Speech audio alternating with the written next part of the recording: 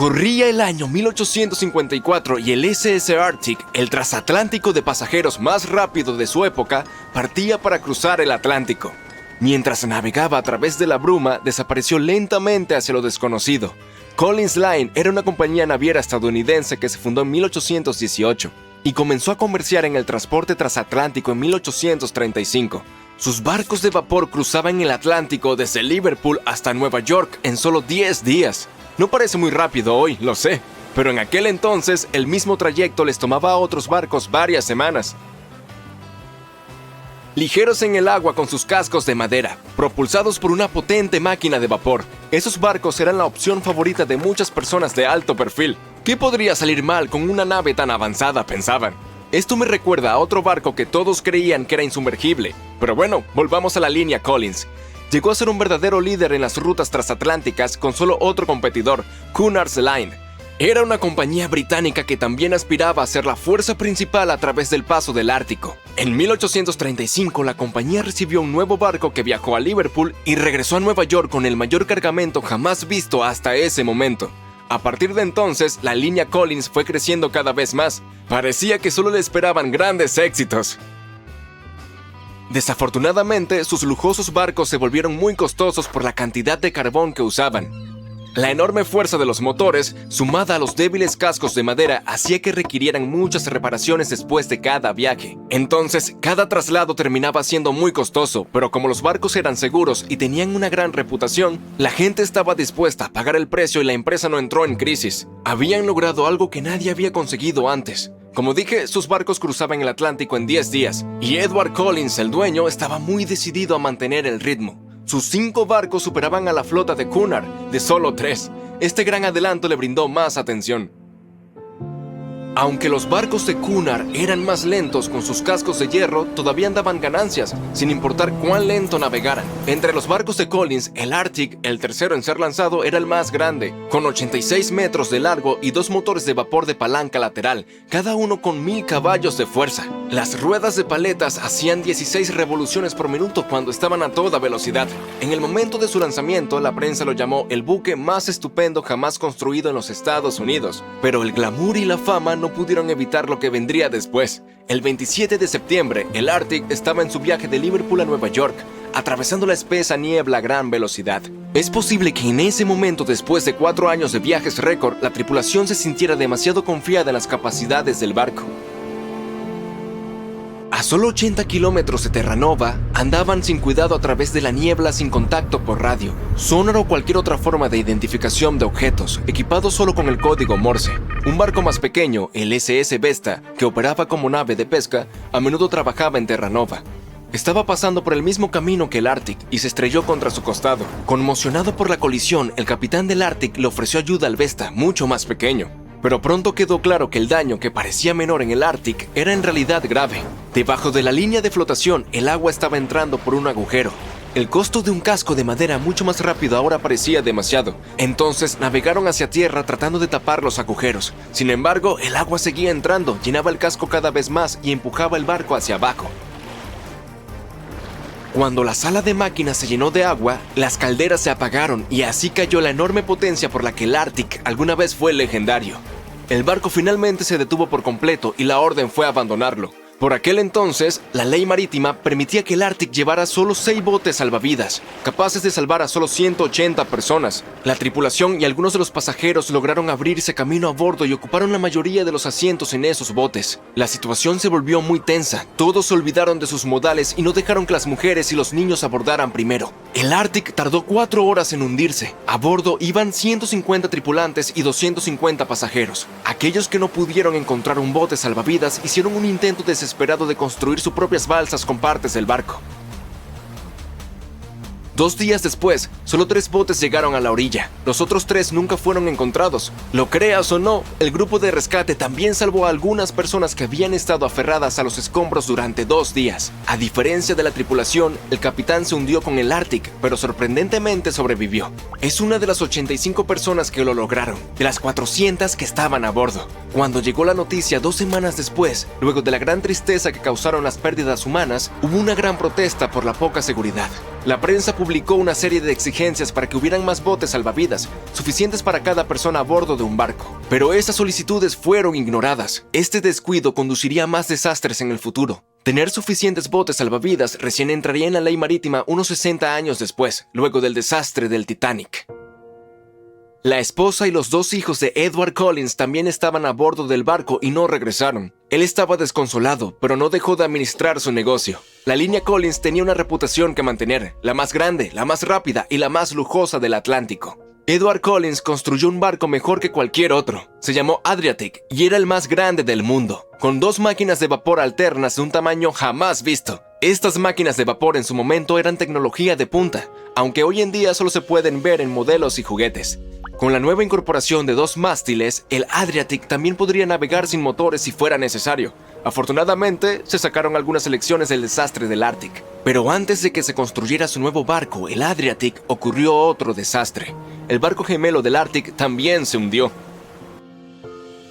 Se piensa que este segundo barco estaba corriendo una carrera con Cunard y chocó contra un iceberg en algún lugar durante el recorrido. Esta extraña competencia se cobró la vida de 141 personas. La desesperación de Collins, sumada a sus cascos débiles, llevaron a la compañía a la bancarrota en 1858. El Adriatic recién construido, que había costado más de $1 millón, solo había hecho un viaje. E incluso ese viaje fue considerado un desastre. El barco chocó con un remolcador. De todas maneras, logró terminar su viaje inaugural en un tiempo adecuado. Después de que la empresa quebró, tuvieron que vender el barco por solo $50,000.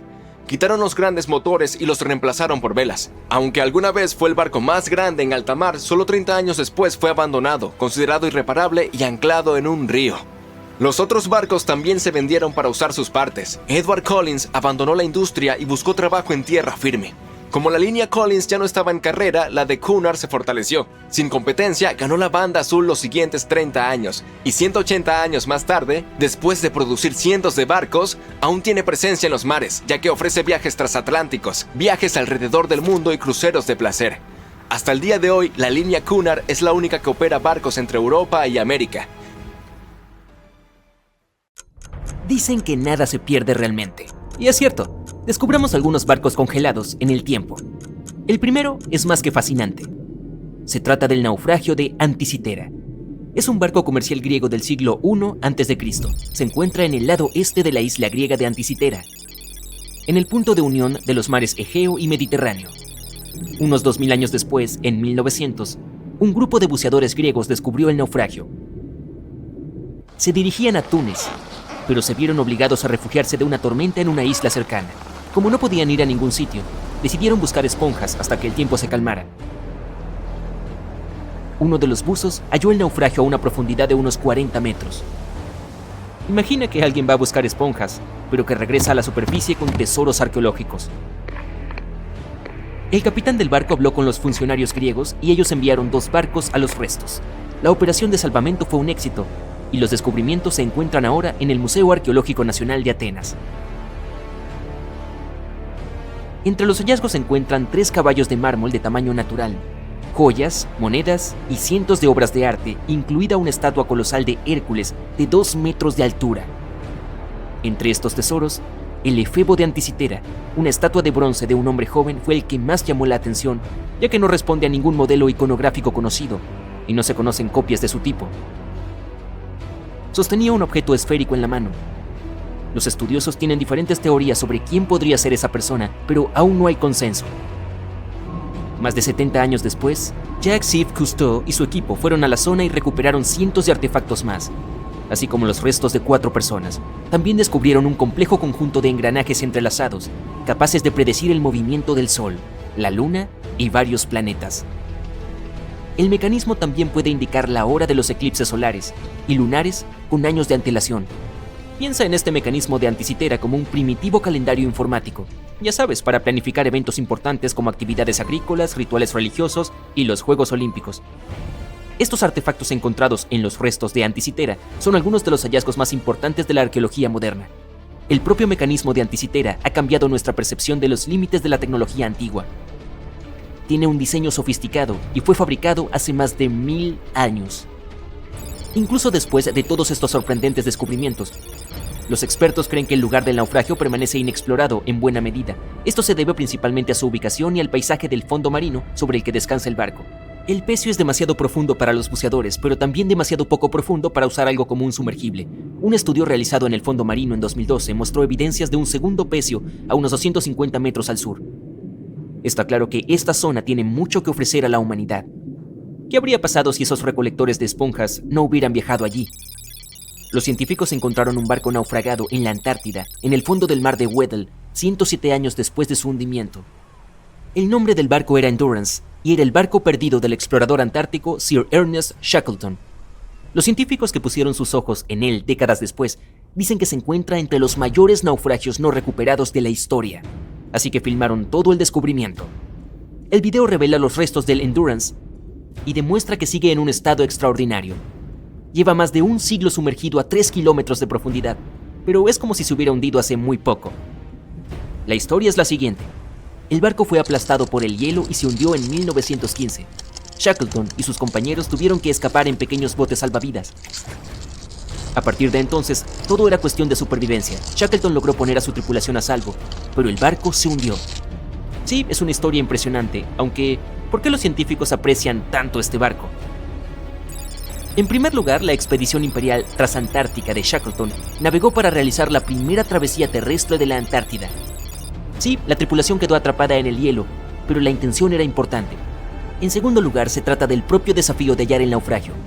El mar de Weddell está casi siempre cubierto por un grueso hielo marino, el mismo que hizo que el Endurance se hundiera. Acercarse al lugar del presunto hundimiento es súper difícil y ni hablar de llevar a cabo la investigación. Los expertos del equipo de exposiciones modernas previeron el momento con la menor extensión del hielo marino antártico utilizando imágenes satelitales. Se dieron cuenta de que el clima estaba a su favor para iniciar una expedición. El Dr. John Shears dijo que han completado con éxito la búsqueda de naufragios más difícil del mundo luchando contra un hielo marino en constante cambio, ventiscas y temperaturas que descienden a menos 18 grados Celsius. Si estas condiciones son las favorables, no puedo imaginar las peores condiciones en la Antártida. Por último, mira esto, es madera. Está en muy buen estado y es posible leer el nombre del barco. Aún es visible. El arqueólogo marino Mensum Bond dice que este es el mejor naufragio de madera que ha descubierto. Tiene una carrera de 50 años, así que le creo. ¿Cómo es que la madera no está podrida? La doctora Michelle Taylor, bióloga de las profundidades polares, asegura que la madera se ha deteriorado poco porque los animales que comen madera no se encuentran en esta región libre de bosques de la Antártida. Los trabajadores de una mina de carbón en el este de Serbia descubrieron 3 naufragios que llevaban allí al menos 1300 años. El mayor de los naufragios es una antigua flota romana. Tiene unos 15 metros de largo y un fondo plano. Se calcula que el barco podía llevar una tripulación de 30 a 35 personas. Y observando el casco se pueden ver las marcas de las reparaciones. Vaya, tuvo una larga carrera. Nos ofrece un panorama de la vida hace más de 1000 años. Las 2 embarcaciones más pequeñas, por otro lado, coinciden con las descripciones de barcos utilizados por grupos eslavos para atacar la frontera romana. Han sido descubiertas debajo del lodo y la arcilla en el lecho de un antiguo río. Al parecer, en aquellos tiempos había una base romana en un lugar llamado Viminacium. Curiosamente, Viminacium era una capital de provincia con unos 40.000 habitantes en el siglo IV después de Cristo. A modo de comparación, era aún más grande que Pompeya. La mina de carbón de Kostolac es un centro de joyas ocultas. Los arqueólogos ya habían encontrado aquí pruebas de actividad humana y animal. Por ejemplo, en 2012 los expertos hallaron huesos de al menos 5 mamuts lanudos que se extinguieron hace unos 10.000 años. Unos arqueólogos han encontrado un barco 150 años después de su desaparición en las aguas del Ártico canadiense. Este buque mercante se llama HMS Investigator. Fue adquirido en 1848 para buscar el barco del explorador Sir John Franklin, que se perdió en la expedición del Paso del Noroeste. Así, el HMS Investigator partió de Gran Bretaña en 1850 para esta operación de rescate, dirigida por Robert McClure. El capitán se dio cuenta de que se encontraba en la etapa final del Paso del Noroeste, la ruta marítima a través de América del Norte. Sin embargo, antes de que pudiera adentrarse en el mar de Beaufort, el barco de 122 toneladas se atascó en el grueso hielo. La tripulación pasó el invierno en el estrecho del Príncipe de Gales. En el verano siguiente, McClure intentó, una vez más, navegar hasta el final del paso, pero el hielo volvió a bloquearle el camino. La tripulación se vio obligada a abandonar el barco por segunda vez. McClure los llevó a la Bahía de la Misericordia y allí permanecieron hasta 1853, cuando la tripulación del HMS Resolute los rescató. Imagínalo, una tripulación de 60 personas tuvo que pasar 3 inviernos en el Ártico sin saber si sobrevivirían. Más tarde, el barco fue hallado en posición vertical a una profundidad de unos 11 metros. Estaba en muy buen estado. El agua del Ártico impidió que la cubierta exterior se deteriorara rápidamente. El contorno del barco y su madera pueden apreciarse sin problemas. Además, los arqueólogos han descubierto artefactos en tierra abandonados por los marineros. Habían descargado todo antes de abandonar el Investigator. También han descubierto 3 tumbas de marineros y un naufragio de la Marina Británica en la zona. Me pregunto qué más podrían encontrar allí. No importa lo que pase, no te detengas. Estamos a punto de conseguirlo. 2 buscadores de tesoros están excavando la tierra congelada en un campo de maíz por la noche. Llueve intensamente, los rayos iluminan el cielo, pero estos 2 hombres siguen trabajando. Y ahora la pala golpea algo sólido. No puede ser, un cofre con un tesoro. Comienzan a cavar más rápido y encuentran una pieza del motor de un barco. ¿Qué es esto? Lejos de los mares y lagos, en algún lugar debajo de los campos de la ciudad de Kansas, hallaron un gigantesco barco hundido. ¿Cómo es posible? Ahora lo verás. Algunas personas pasan su vida buscando naufragios con tesoros bajo tierra. Uno de ellos es el explorador David Hawley. Ha estado buscando barcos hundidos lejos de los mares, ríos y océanos durante muchos años. Hace esto porque le gusta la sensación de aventura. Las bodegas de estos barcos a veces contienen cofres de oro, antigüedades y artefactos raros, y puedes conseguir mucho dinero por ellos. David dice que no es necesario adentrarse en el océano para encontrar un barco hundido. Pueden estar enterrados en tu patio trasero. Pero ¿por qué los barcos acaban bajo tierra entre campos, granjas y llanuras? Descubrámoslo usando el ejemplo del barco de vapor Great White Arabia. Según antiguos registros y recortes de periódicos, este barco transportaba alrededor de 200 toneladas de tesoros antes de hundirse en 1856. Muchos rumores y leyendas locales decían que el barco estaba oculto bajo tierra a unos pocos kilómetros al noreste de la ciudad de Kansas. Estaba allí porque la gente alteró deliberadamente el lecho y los canales del río Missouri en la segunda mitad del siglo XIX. Acercaron de manera artificial las orillas entre sí. Estrecharon el río para aumentar la velocidad del flujo, así los barcos podrían navegar mucho más rápido. En el siglo XIX, los barcos de vapor eran el medio de transporte de pasajeros y mercancías más popular. Antes de los ferrocarriles, extendieron la frontera occidental a través de los ríos Mississippi y Missouri y llevaron suministros a la gente. Por eso era tan importante aumentar la velocidad de su movimiento. Así, el 5 de septiembre de 1856, el Arabia navegaba por dicho estuario. Se encontró con un obstáculo que sobresalía del agua. Un trozo de madera inundó rápidamente el barco. Afortunadamente, todos los pasajeros fueron evacuados, pero el vapor y su preciosa carga llegaron al fondo arenoso del Missouri en unos pocos minutos. Pasaron varios años. Todos se olvidaron del barco. Durante este tiempo, el curso del río Missouri había cambiado, pero el Arabia permanecía en el húmedo y fangoso fondo. El nivel del suelo se iba elevando y la tierra perdía humedad. Finalmente, muchas décadas después, se formó un campo de maíz sobre el naufragio. En los años 80, un granjero era dueño de esta zona y no tenía idea de lo que estaba escondido en su territorio. David Hawley estudió con cuidado la historia de los barcos hundidos de los Estados Unidos. Sabía que cientos de barcos de vapor habían terminado bajo el agua en todo Missouri, pero sobre todo le interesaba el Arabia, ya que había rumores de que estaba lleno de oro y otras cosas valiosas. Los campos de maíz de Kansas eran vastos, pero David Hawley sabía cómo buscar.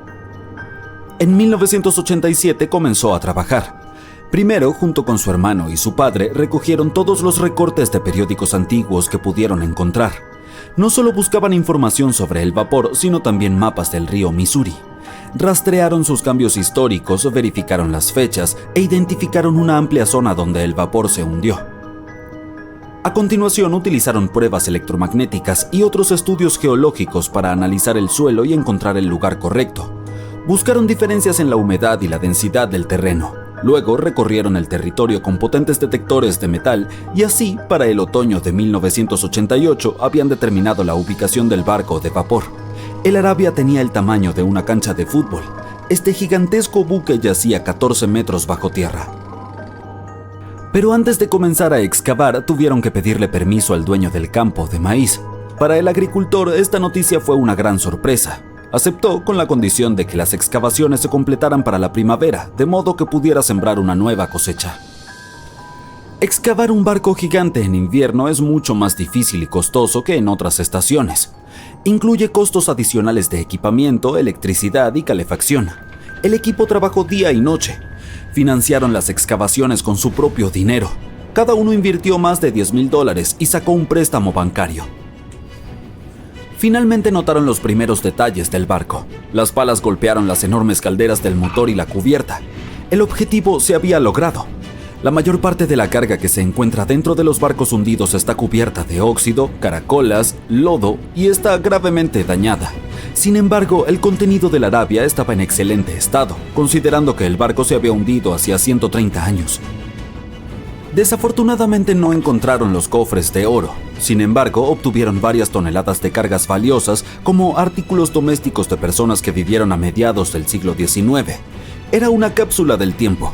El barco transportaba suministros para cientos o miles de personas, y todas estas cosas estaban perfectamente conservadas. Por ejemplo, podían ver con claridad la marca estampada Goodyear Rubber Company en un zapato de goma.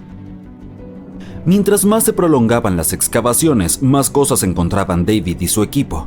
En los barriles hallaron platos del siglo XIX, estaban intactos y utilizables. Además, había ropa limpia, miles de pares de zapatos, arpones, sartenes y paraguas. El barco transportaba mercancías para abastecer a unas 16 pequeñas localidades.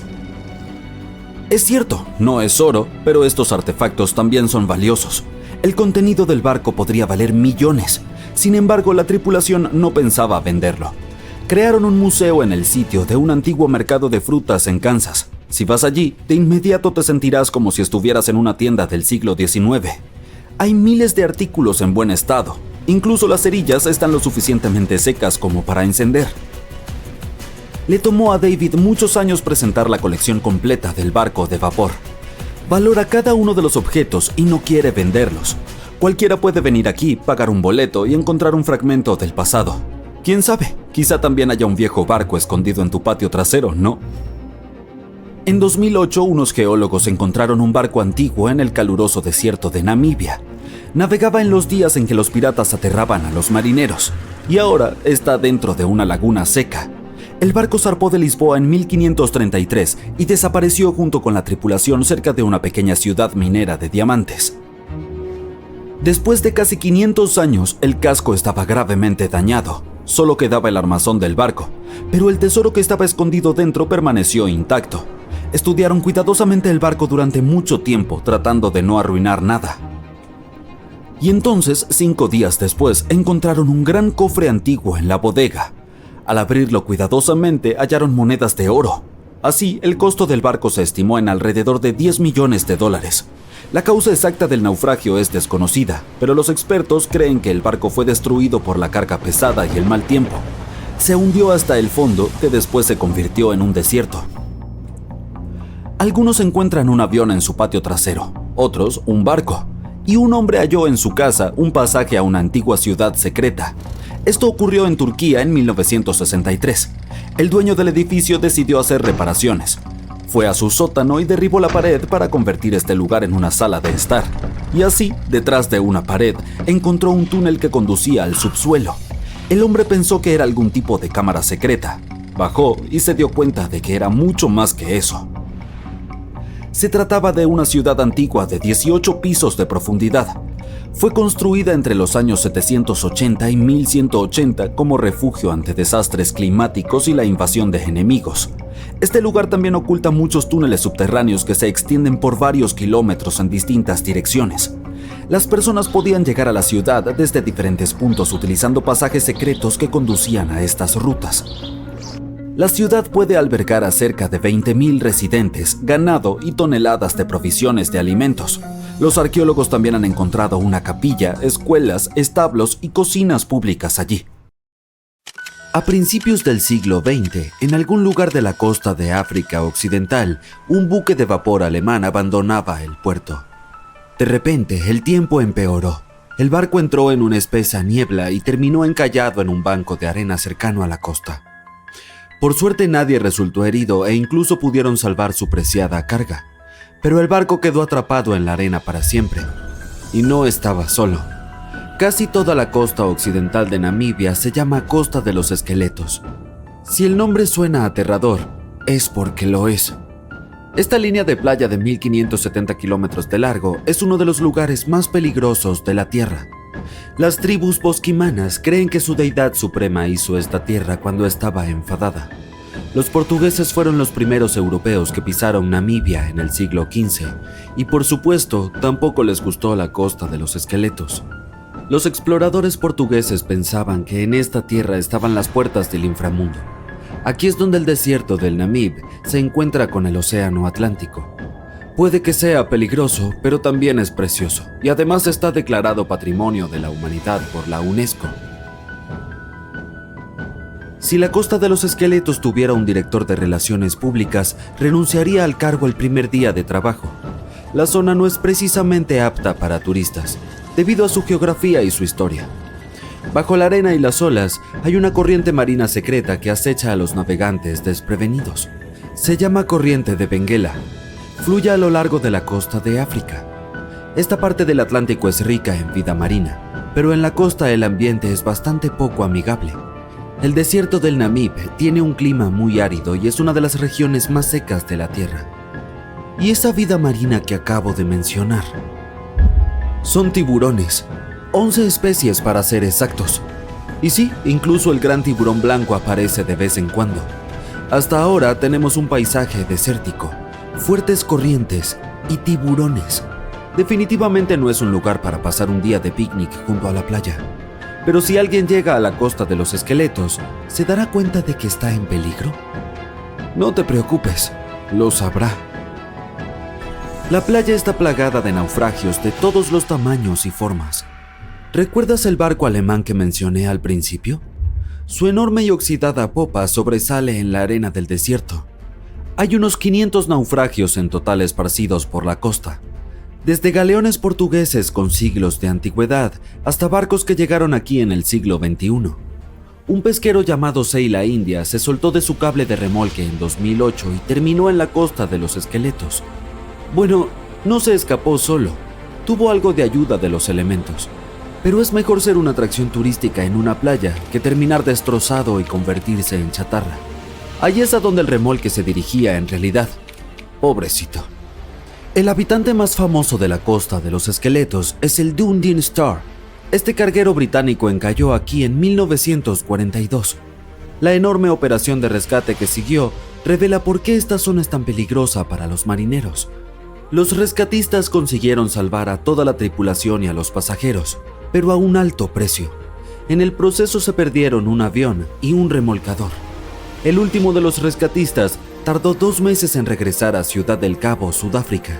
¿Por qué? Un vistazo al mapa de la región revela la razón. Existe un interminable mar amarillo, la arena. Aquí hay muy pocas carreteras, así que es difícil llegar a la Costa de los Esqueletos por tierra. También hay obstáculos legales. Se necesita un permiso especial para transitar por esta zona. Pero los esqueletos del nombre no solo se refieren a barcos, también representan huesos de animales. La mayoría pertenecían a ballenas y focas. Muchos animales se han adaptado a este hábitat, así que leones y hienas recorren las costas en busca de comida. Bueno, ahora también tenemos leones hambrientos, como si los tiburones no fueran suficientes. Otros animales con residencia temporal en la Costa de los Esqueletos son elefantes, guepardos, leopardos y jirafas. En 1971 las autoridades namibias crearon aquí un parque nacional, pero salvo por los surfistas que buscan un subidón de adrenalina, no recibe muchos visitantes. Se entiende por qué. El desierto del Namib es el más antiguo del mundo y tampoco es muy turístico. Quienes viajen a la región deben llevar protector solar y una chaqueta de invierno. Una combinación extraña, ¿verdad? Bueno, no tanto si se piensa que durante el día las temperaturas se disparan por encima de los 45 grados centígrados. Por la noche, la temperatura del aire desciende por debajo del punto de congelación, es decir, 0 grados. Menuda montaña rusa climática. Y ese no es el peligro final. Sí, Hay más. ¿Recuerdas cómo se perdió aquel barco alemán en la espesa niebla? No fue un hecho aislado. Debido al clima de la región, la niebla aparece con frecuencia. Los marineros deberían taparse los oídos, pero esta niebla es buena para la fauna. Es su única fuente de agua en el desierto del Namib. Los reptiles y mamíferos se han adaptado a este duro clima y utilizan la menor cantidad de agua posible. Arenas movedizas, niebla espesa, fuertes corrientes, leones y tiburones. No es lo que se suele poner en los folletos turísticos, pero la Costa de los Esqueletos no es la única playa del planeta en la que no querrías pasar tus vacaciones. Te llevaré a Cape Tribulation, en Australia. La zona abarca unos 48 kilómetros cuadrados en el noroeste del continente, pero no es seca como la Costa de los Esqueletos. Forma parte de la selva tropical de Daintree. Aquí es la selva y no el desierto la que se encuentra con el océano. La playa de Cape Tribulation parece sacada de una postal, pero las apariencias engañan. ¿Australia? ¿Otra vez tiburones? No, aquí te esperan cocodrilos si decides darte un chapuzón en el mar. Son cocodrilos de agua salada, a los que se llama saltis. Es un bonito apodo para un reptil tan peligroso. Pero no están solos. La fauna parece tener un problema con los visitantes. De octubre a junio, las aguas que rodean Cape Tribulation se llenan de medusas de caja, también llamadas avispas de mar. Su veneno afecta al sistema cardiovascular humano. Si un nadador es tocado por una medusa, no tendrá tiempo de llegar a tierra para pedir socorro. El vinagre ayuda a neutralizar la picadura, por lo que conviene llevar una botella de repuesto en el equipaje. Los cocodrilos y las medusas suenan peligrosos, pero hay otro animal del que debes cuidarte. Se trata del jabalí. Puede sonar gracioso, pero no te reirás cuando te persiga uno por la playa. En Australia viven 21 millones de jabalíes. Son activos sobre todo de noche, lo que aumenta aún más el peligro de que uno de ellos se lance sobre ti en la oscuridad. La mejor defensa es correr en círculos. Los jabalíes no cortan bien las esquinas. Probablemente por eso no son muchos los que se dedican a las carreras. Cape Tribulation te tiene reservado un último peligro y no es un animal. Aquí hasta los árboles conspiran contra los visitantes. El árbol urticante tiene ese nombre por una buena razón. Si intentas agarrar una de sus hermosas bayas rojas, se defenderá. Sus púas son como pequeñas esquirlas de cristal. El efecto desagradable que producen en la piel dura un mes. Luego está el arbusto de la espera. Pero, ¿quién llama así a estas especies? Esta larga enredadera tiene pinches que te agarran y no te sueltan. Son tan fuertes que pueden tirar a un humano de un caballo. Tendrás que esperar a que alguien pase y te salve de este espinoso asaltante. Si estabas a punto de tachar esta playa australiana de la lista de vacaciones, espera un momento. Aquí el turismo está en auge. Las autoridades han restringido el acceso a todas las zonas peligrosas. Los visitantes se bañan en cascadas de ensueño rodeados de una exuberante vegetación. Incluso hay cuerdas para columpiarse. Esta sí que es una playa en la que uno puede relajarse. Hay un barco a la deriva en algún lugar del océano sin tripulación. La última vez que alguien lo vio fue hace más de 50 años. Su historia recuerda a la del holandés errante, una embarcación destinada a navegar eternamente y a traer desgracia a quien la vea en el mar. O al menos eso dice la leyenda. Pero a diferencia del holandés errante, el SS Baichimo fue definitivamente real. Este fue construido para una compañía alemana en Hamburgo y comenzó como un barco de carga común. Comenzó a comerciar suministros entre Hamburgo y Suecia en el mar Báltico a partir de 1914. Tenía un potente motor de vapor y un casco hecho de acero. Unos años después pasó a ser propiedad británica. Luego, en los años 20, una compañía canadiense lo compró por alrededor de $18,000, una cantidad de dinero enorme en aquel entonces. El nuevo propietario, la compañía de la bahía de Hudson, utilizó activamente el barco durante varios años. Frecuentemente lo enviaban en viajes desde su puerto base en Escocia hacia Siberia, Alaska, el Yukón y los territorios del noroeste.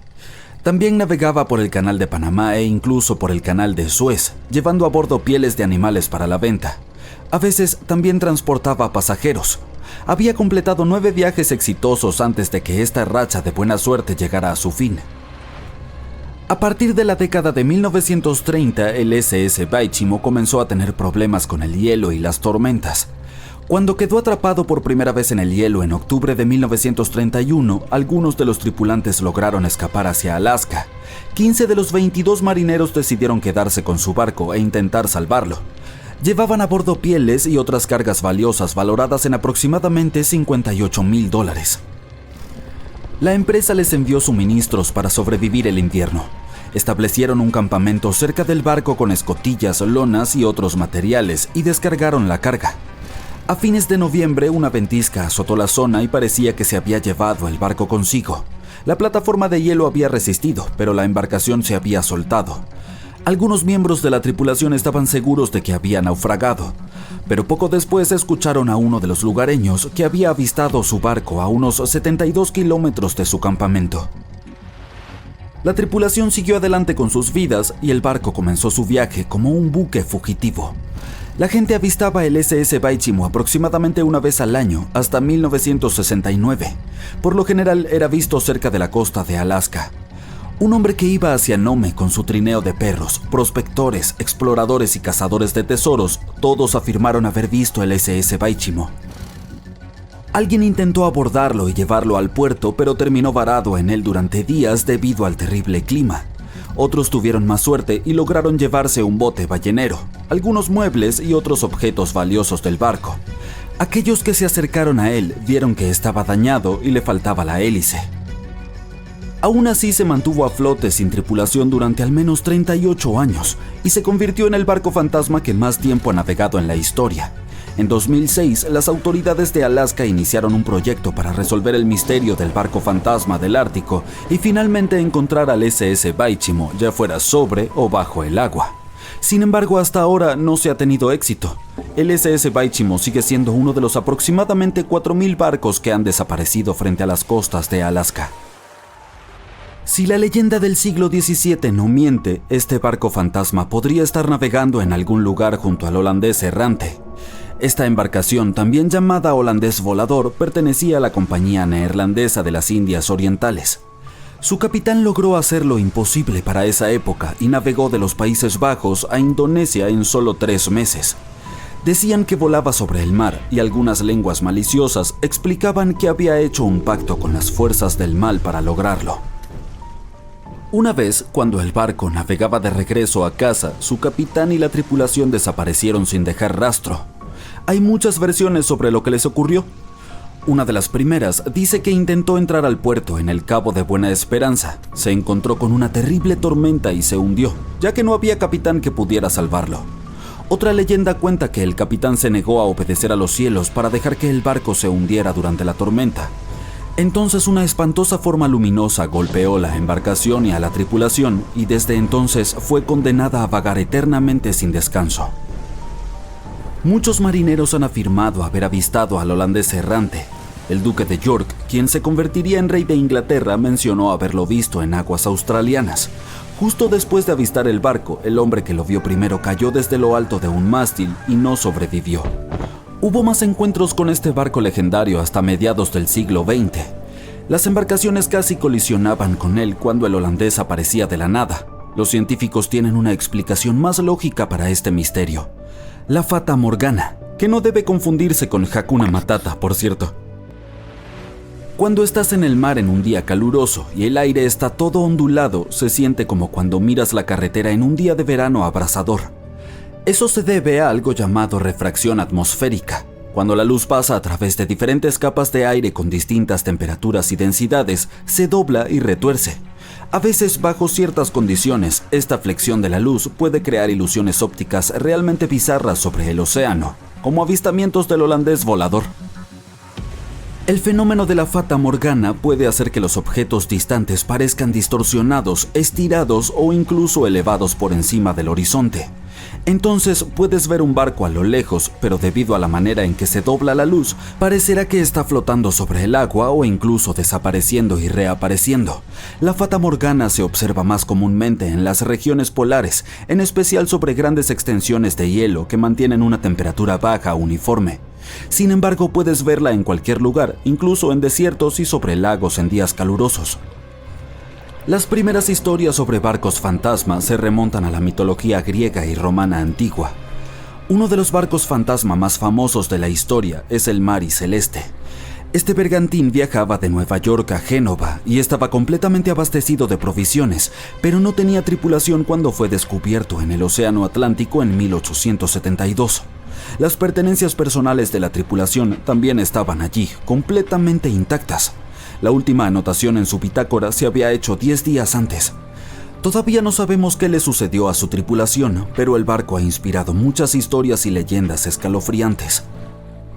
La Lady Lovibond fue otra goleta legendaria que se cree naufragó frente a la costa de Kent a mediados del siglo XVIII. La historia cuenta que el capitán del barco, Simon Reed, acababa de casarse, por lo que llevó a su esposa a bordo para un crucero de celebración a pesar de la superstición de que podría traer mala suerte. Estaban de camino a Portugal cuando el primer oficial, quien también estaba enamorado de la nueva esposa del capitán, enloqueció por celos. Atacó a otro miembro de la tripulación y luego tomó el timón y dirigió el barco directamente hacia los temidos bancos de arena de Goodwin. Nadie a bordo sobrevivió y se dice que el bergantín reaparece como un barco fantasma cada 50 años. En la actualidad, muchas embarcaciones son abandonadas de forma intencional y se convierten en barcos fantasma. Hay miles de ellas flotando en ríos, lagos, canales y aguas costeras de Estados Unidos. Algunas personas pierden sus barcos en tormentas y otros fenómenos meteorológicos extremos. Otras deben abandonarlos porque mantenerlos puede costar el 10% del precio de la embarcación. Además, el amarre de un barco puede sumar varios miles de dólares cada año. Muchas embarcaciones son construidas con fibra de vidrio, por lo que un propietario no puede simplemente reciclarlas como chatarra. Por lo tanto, cuando quieren deshacerse de ellas, a menudo las amarran a un muelle y se escabullen, las dejan flotando lejos de la costa o intentan hundirlas. Pero este es peligroso, por decirlo menos. Cuando los barcos fantasmas se hunden en aguas poco profundas, pueden causar daños a los arrecifes de coral, manglares, humedales, hábitats de ostras y zonas pantanosas. Además, pueden colisionar con embarcaciones regulares sin esperarlo y causar problemas reales. Así que no abandones tu barquito. Ya está dicho.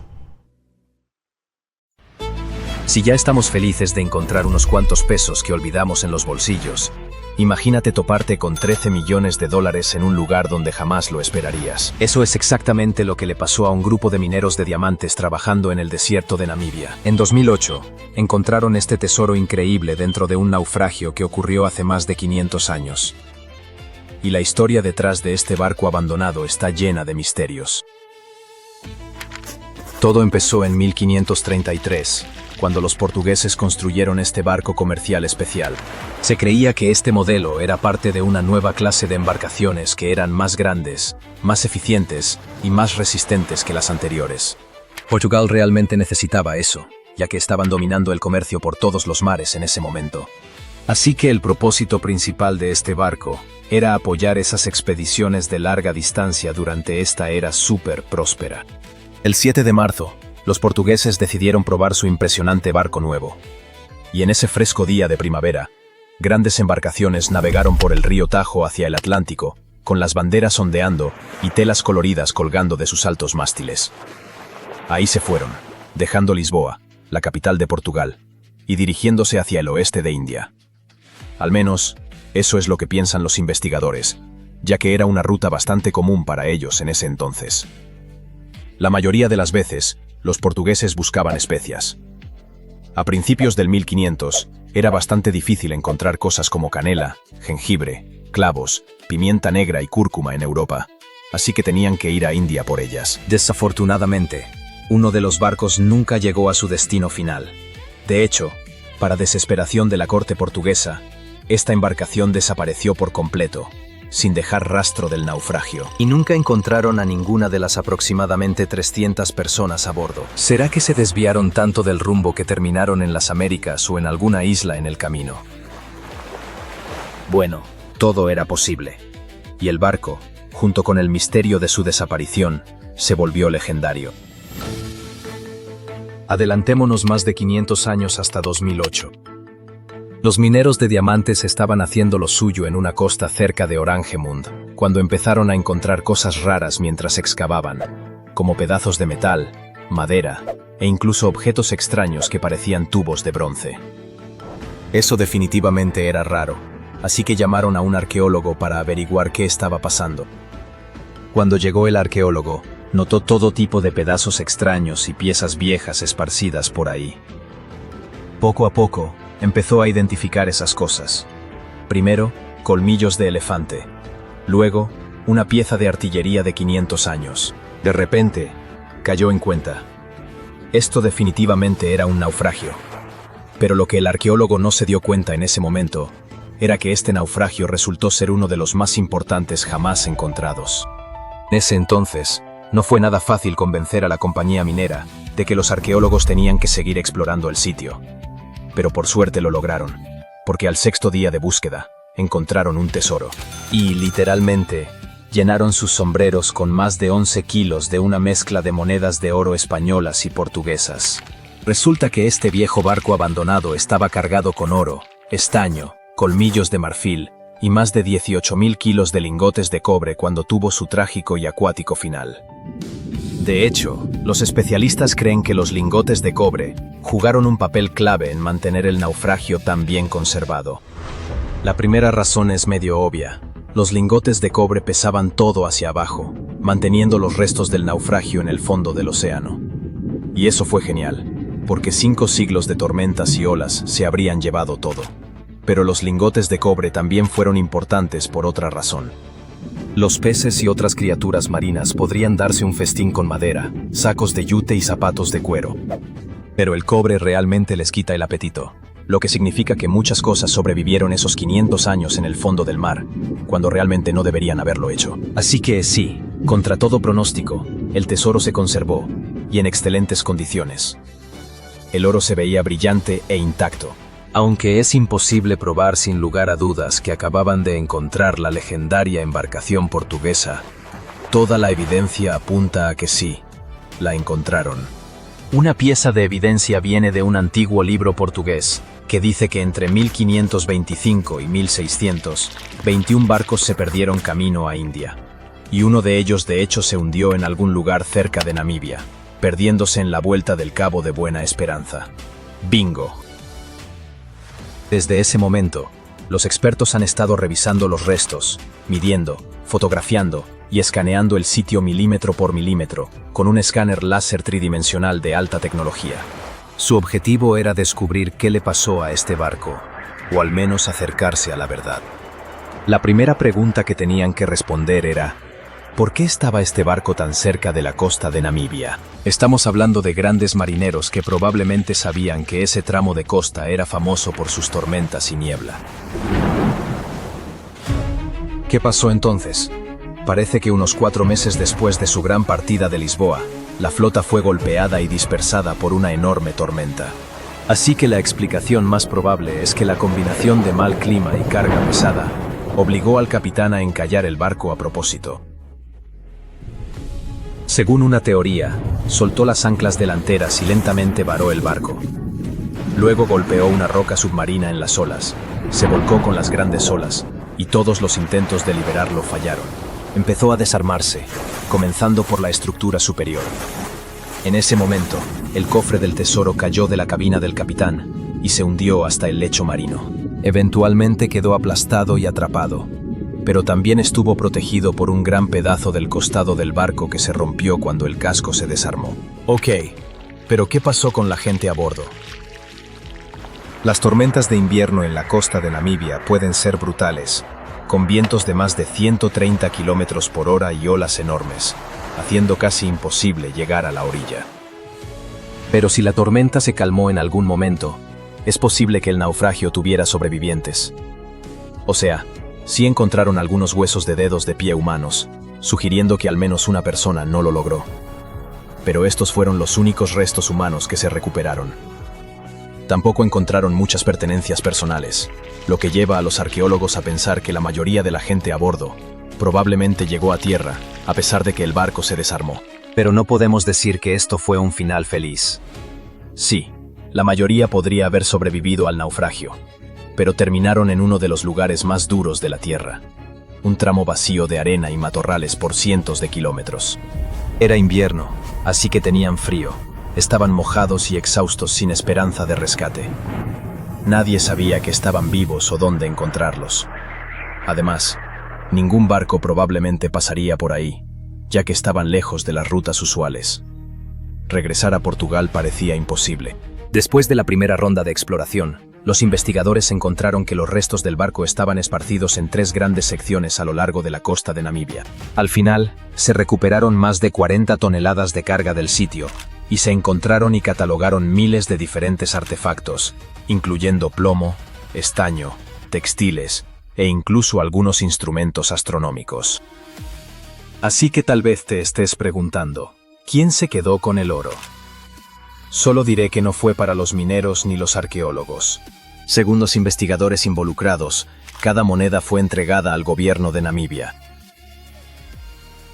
Después de todo, ese es el procedimiento usual para barcos aleatorios encontrados en la playa.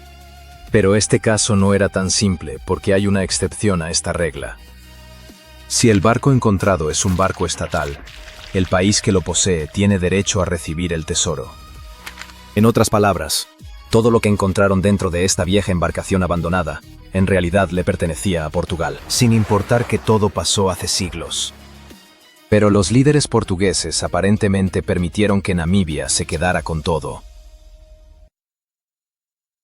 En Hawái, la isla grande literalmente está creciendo. Cada pocos años, ríos incandescentes de lava brotan de Kilauea o Mauna Loa y caen al océano, convirtiendo al instante el agua de mar en vapor y la roca fundida en una costa completamente nueva. Desde los años 80, las erupciones han sumado cientos de hectáreas de tierra. Muy al norte, la capital de Alaska está en una situación única. Juneau puede verse como cualquier ciudad en el mapa, pero tiene un detalle: no puedes llegar por carretera. Montañas enormes y glaciares gigantes bloquean todas las rutas, dejando al pueblo totalmente aislado del resto del continente. En serio, la única forma de entrar o salir es en barco o en avión. En el extremo norte de Alaska, la ciudad de Utqiagvik pasa unos 66 días en noche polar, de mediados de noviembre a mediados de enero sin amanecer. Luego cambia a semanas con luz, las 24 horas en verano. Las Outer Banks, en Carolina del Norte, son famosas por desplazarse lentamente hacia el oeste, empujadas tierra adentro por olas y tormentas que levantan arena del lado del océano y la depositan del lado interior. Es el lugar donde los huracanes pueden abrir nuevos pasos con facilidad. En las dunas Eureka de California, la arena puede cantar.